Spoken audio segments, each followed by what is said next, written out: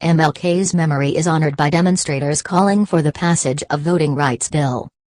As events honoring the memory of Martin Luther King Jr. kicked off across the country, descendants of the slain civil rights leader demanded politicians take up the push for federal voting rights reform.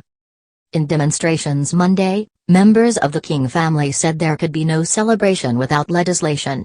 That means there can be no paying lip service to King and his legacy if there is no support for Democrats' voting reform bills, Martin Luther King III said.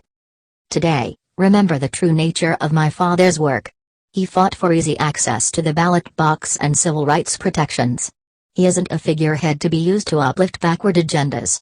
We won't celebrate until Congress does its job and legislates, King's eldest son said on Twitter. The Freedom to Vote Act would set new minimum standards for early and mail-in voting, among other provisions.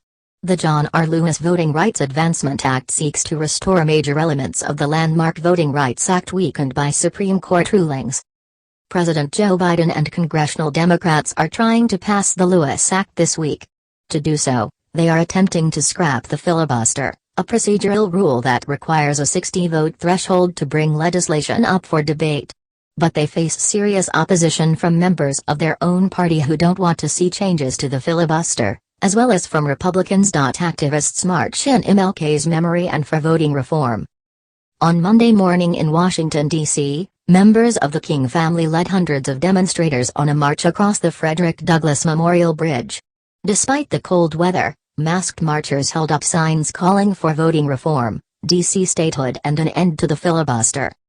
The group continued their 2-mile Dr. Martin Luther King Jr. peace walk through the city, until reaching Union Station where House Speaker Nancy Pelosi, Democrat California, and other lawmakers spoke during a press conference. Nearly 60 years ago at the March on Washington, Dr. King declared, "Now is the time to make real the promises of democracy," Pelosi said in a statement. "Now is the time to make justice a reality for all of God's children. Let us heed those immortal words by strengthening our democracy and securing the blessings of liberty for every American." A similar demonstration took place in Charleston, West Virginia, when a group of protesters blocked traffic in the city in order to draw attention to the voting rights legislation. About a dozen protesters were arrested after sitting in an intersection, according to local reports. The group specifically called on West Virginia's Democratic Senator Joe Manchin, who is stringently opposed to ending the filibuster, to vote on the Lewis Act and fix the filibuster.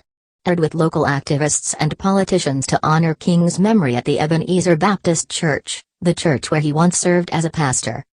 Bernice King, the CEO of Martin Luther King Jr. Center for Nonviolent Social Change, spoke of her father's legacy and nonviolent methods during her speech. "If ever there was a time that the world needs this love-centered way, now is the time," she said. The broader message there remained the same: the way to honor King's memory is to pass the Voting Rights Act. To truly honor the legacy of the man we celebrate today, we must continue to fight for the freedom to vote, for freedom for all, Vice President Kamala Harris said in a speech shared virtually. Volunteers that participated in the King Center's MLK Day Service project in Atlanta, despite wintry conditions, received a surprise from Prince Harry and Meghan Markle. The Duke and Duchess of Sussex provided local black-owned food trucks to feed the volunteers.